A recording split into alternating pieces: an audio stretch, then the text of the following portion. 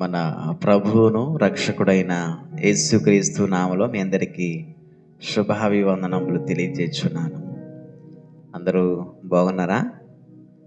మరొక సమయంలో దేవుడు మనకిచ్చిన కృపను బట్టి ఆయన వాక్యం అనే సమయంలో మనము జ్ఞాపకం చేసుకుందాం. అపోస్తలుడైన పౌలు ఫిలిప్పీయులకు రాసిన పత్రిక 3వ అధ్యాయము 13-14 వచనాలు చదువుకుందాం. Philippians chapter 3 and verse 13 and 14. ఇక్కడ జ్ఞాపకం చేసుకుంటే, సహోదరులారా, నేను ఇదివరకే పట్టుకొని ఉన్నానని తలంచుకొనను.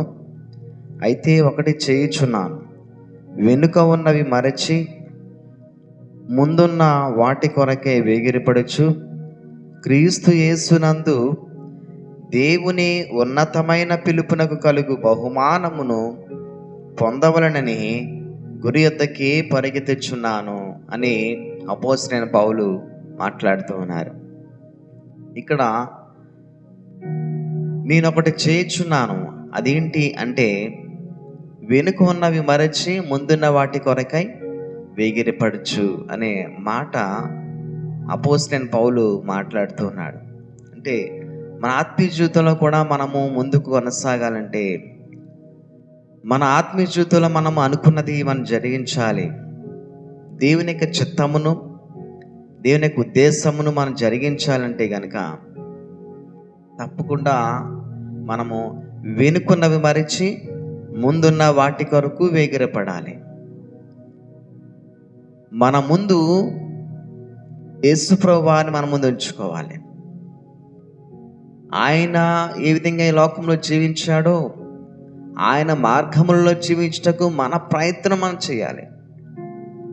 క్రీస్తు యేసు కలిగిన మనస్సును మనం కలిగి వెనుకున్న వాటిని మరచి ముందున్న వాటి కరికై వేగిరి పడితే గనుక తప్పకుండా దేవుడు మనతో మాట్లాడుతున్నాడు కదా.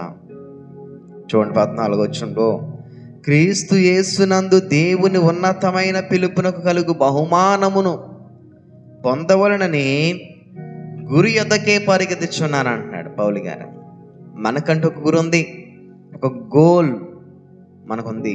తప్పకుండా మన గురి, మన గోల్, మనం ఏవైతే మన పట్ల దేవునికి మన పట్ల ఒక ప్రణాళిక కలిగి ఉన్నాడో, మన పట్ల చిత్తాన్ని కలిగి ఉన్నాడో, అవి నెరవేర్చబడాలంటే కనుక మనం ఎన్నుకున్న వాటిని మరచి ముందున్న వాటి కొరకే వేగిరపడాలి. అట్టి కృప దేవుడు మనకందరికీ కూడా దయచేసి నడిపించునుగాక.